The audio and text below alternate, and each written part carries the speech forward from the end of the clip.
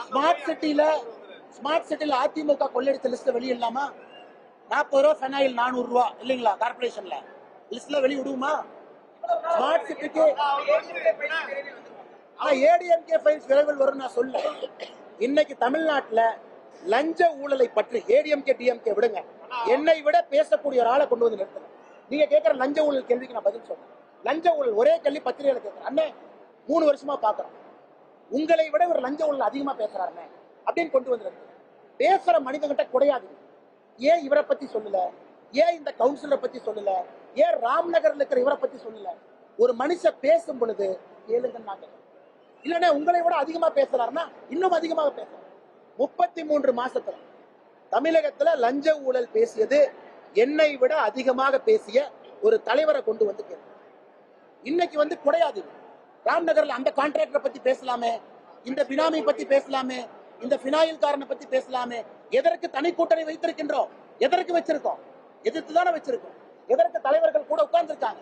அது வேண்டாம் என்றுதானே நிற்கிறோம். எதற்கு கோயம்புத்தூர்ல தனியா நிக்கிறோம்? மாற்றத்தை கொடுக்கிறோம் தான் நிக்கிறோம். கோயம்புத்தூர் மாற வேண்டும் என்றுதான் நிக்கிறோம். எதற்கு கூட்டணி போல, எதற்கு தைரியமாக தனியா நிக்கிறோம்? வெற்றி பெற்று மக்களுடைய வாழ்க்கையை மாற்ற முடியும் என்கிற நம்பிக்கை. அது வருகின்ற காலத்துல எல்லா மக்களும் புரிய ஆரம்பிச்சிருக்கு. நடுத்தர மக்கள் வந்துட்டாங்க. அதாவது பேப்பர்ல பார்த்தா 830 கோடியாமா, 830 கோடி ஆல்ரெடி ஏதோ 300 கோடி வந்துருச்சாமா. எத்தனை வேணாலும் கொண்டு வாங்க ஐயா, நாங்கெல்லாம் சாமானிய மனிதர்கள். 2 தகர பெட்டியில 2002 கோயம்புத்தூருக்கு வந்தவங்க. மக்களின் மீது மரியாதையும் நம்பிக்கையும், இந்த மண் கடினமாக உழைப்பவர்களை, மோடி போன்றவர்களை கைவிடாது என்பதை முழுமையாக உணர்ந்தவர்கள். அந்த பத்திரிகை செய்தியில இது 830 கோடின்னு போட்டீங்க. அது என்னை பொறுத்தவரை 1000 கோடியை தாண்டும். என்னதான் பணமழை இங்கே பொழிந்தாலும் கூட மக்களுடைய அன்பு மழை தேசிய ஜனநாயக கூட்டணியின் மீதும் பாரதிய ஜனதா கட்சியின் மீதும் தான் இருக்கு.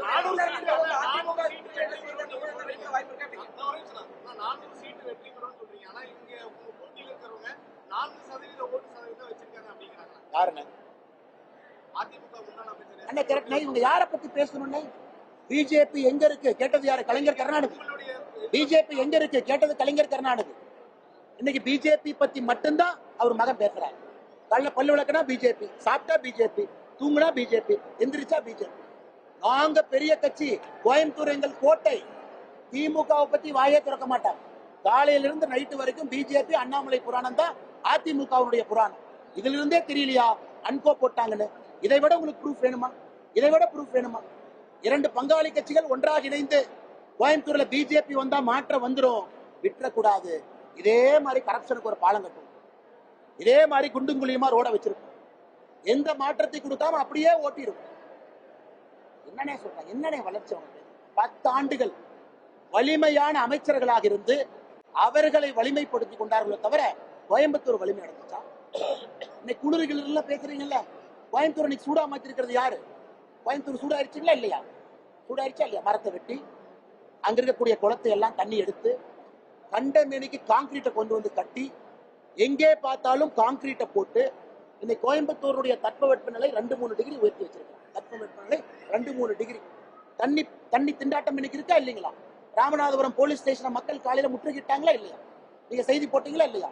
இன்னைக்கு 3 காவல் நிலையத்தை கோயம்புத்தூர் மக்கள் குடத்தோடு முற்றுகிட்டு இருக்கிறாங்க. என்ன ஆட்சியை பத்தி பேசுறீங்க?